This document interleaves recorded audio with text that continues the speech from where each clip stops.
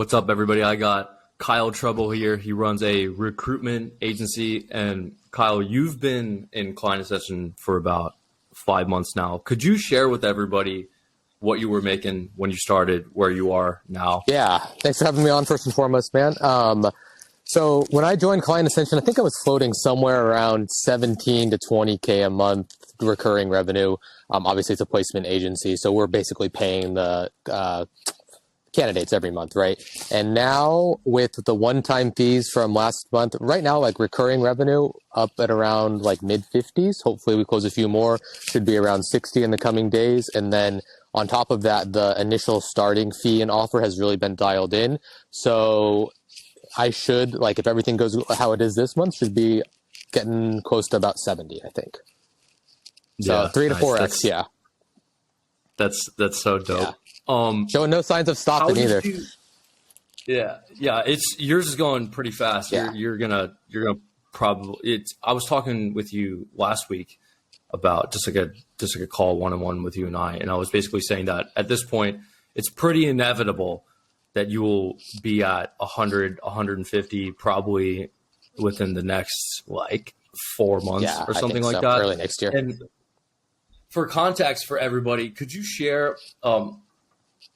Maybe not giving away too much sauce, but how are you getting the clients? Honestly, man, I can pretty much tell you most of it because it's everywhere. So it's partially just word of mouth referrals. It's partially Twitter ads are just absolutely ripping. Basically, I'm running about 5 to 6 ROAS right now. Cold email has started to do very well. I got a VSL. I had it done by Steven, which worked really well. And now it's getting to the point where I'm actually signing big legitimate clients and they're coming cold. And I had a few guys like, your video was awesome. And they're just paying and going. So that's ripping. And then I've actually got a friend who is running some ads on another platform in a very good way. And it's starting to really succeed too. But I'm probably not going to give the sauce on that one because that's actually not something you guys are teaching in Client Ascension. So I'm going to keep that one tight-lipped for now. Okay, cool. I think people in Client Ascension might be the only humans on the planet who can manage getting a positive ROAS on Twitter ads. Like, actually. Yeah. No, I mean, it's crazy. Yeah. It's really good. It's so cheap, man. It really is. But yeah, you got to be dialed in. 5 to 6 ROAS is just like absolutely so crazy for like a service business like yours. And it's high value. It's good quality prospects too. It's not like garbage. There's always, like, I've run Facebook lead form ads before, and I found you just get like the dumbest things ever. Like people will get on a call and like not even know why they're on the call, or like for some reason they're the kind of person that like just books calls for no reason at all. But when you do it on Twitter the correct way, people know who you are. It's extremely targeted. It's more of like a social type thing too, because like you're going through Facebook ads and it can be run from any page. Like you can just spin up a page and the page doesn't have anything on it because people don't sit there and follow Facebook pages. But Twitter, it's like, no. If you're sitting here like doing content marketing on Twitter and you run up a couple thousand followers, which is pretty easy, they're going to go to your profile and it's highly likely that people they follow you at this point, and then it's domino effect. As we talked about, though, it's actually tracking it is just abysmal, which sucks. And hopefully Elon's going to put some stuff in place that you can actually measure it and see on the platform what you're spending, what you're getting out. But right now it is very much just a manual process, which kind of sucks, but it is what it is. Yeah. I feel like jerry rig it. I mean, you can screw around with UTM codes, but even then it's not too enough, iffy. Yeah. But it works though because it's just rocket. You're like, whoa, this is like, it's really nice. But on your ascent to 70K a month, were there any like breaking points or like pivotal moments where maybe something changed in your head where you're like, oh, I'm so dumb for having not done that before? The big moment was actually when I was starting to work on my sales calls. So basically in a past, like back when I was in college, I sold like high-end headphones at Bose. And I was the #1 sales associate as a part-timer in California.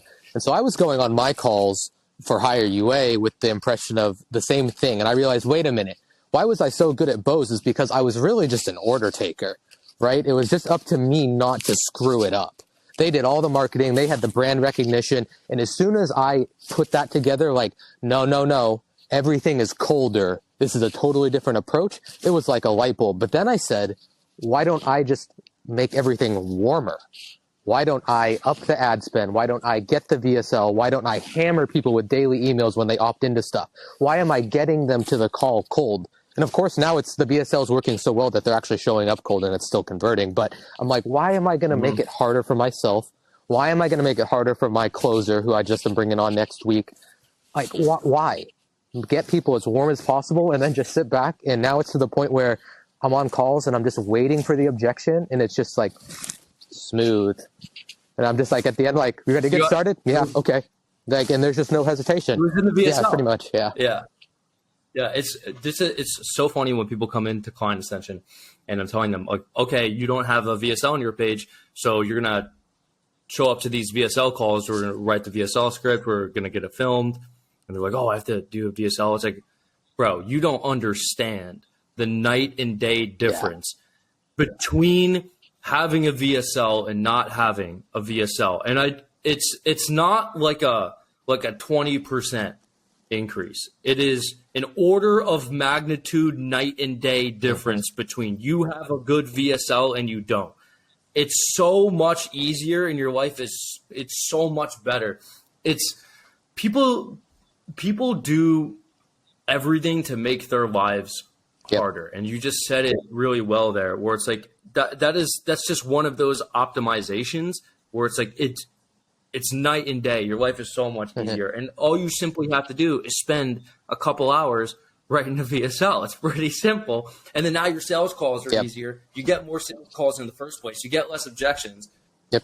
It makes so much sense. Yep. I didn't do any of it myself. I looked at it. I went to a call. I was like, no, I don't want to do this. So I just hired Steve and he did a good job. But yeah, that's already paid itself off. It went live on October 25th and it's already paid itself off. What's today? The 10th of November? Yeah, it's already paid itself off. Yeah, I was talking to him. He was like, Kyle sent me like 3 messages telling me. Dude, it's just, it's so smooth now. It's so easy. It's so great. So where are you going to take this from here? Are you the kind of person who wants to get it to like $500K a month, or do you want to like sell this business? So I'm very torn on that at times because on one hand, I lived in Ukraine for 5 years. My wife is Ukrainian. My daughter's Ukrainian, just born about 7 weeks ago. And I love the people of the country, right? So right now what I'm doing is really giving good people good jobs and also get to help a lot of people in the West who are also struggling because of, inflation, economy, blah, blah, blah. So they're now getting really good premium talent and they're not paying an arm and a leg out of it. So it is at the same time a tricky business on both sides of the equation. So instead of just having clients, I've also got candidates who can be fickle. And of course, you guys know that clients can be fickle. So that's the tough thing. I can't see myself doing it forever. Do I have like a firm exit plan at this moment? No, but I can't see myself running it day to day for the rest of my life. Certainly not. Right now I'm trying to get myself out of the weeds because it's just grown so much. Obviously I'm working basically 12-hour days and I'm sitting out here in the freezing cold talking to you just so I can have a break from my desk. But I'm going to onboard probably 3 team members by tomorrow. They'll be starting next week. So right now the goal is just huge growth, step on the gas, don't let off the pedal and see how fast it'll run. And then I'll evaluate in a year or so what I want to do. Potentially would just also be open to maybe somebody buying it out and I'm just like a consultant and keep some equity in the company, but I don't have to be day to day. At the same time, my team is really taking huge steps up, man, like really. So they maybe in the next few months, I might be out of the day to day weeds, which would be good. Sweet. If somebody is running a B2B business marketing agency, they're a consultant, they're a freelancer, and they're thinking about joining Client Ascension, what would you say to them, and what would you say they're going to learn the most inside here? You're going to learn the macro picture, which is really important, and that really comes down to like try everything and go all in on everything. Like don't just buy 4 domains and then start sending cold emails. Like I am ripping 400 a day now, right? So you just have to go hard everywhere. And, you say this all the time, man. It's not a joke. You just have to go all in. Doesn't mean you have to work 15-hour days all the time, but you need to be dedicated, focused, and you need to just keep your foot on the gas. And when you start feeling that momentum, that's when you pour more gas on the fire, right? That's not when you say, oh, well, it's going good, let's sit back. No, you have to go further.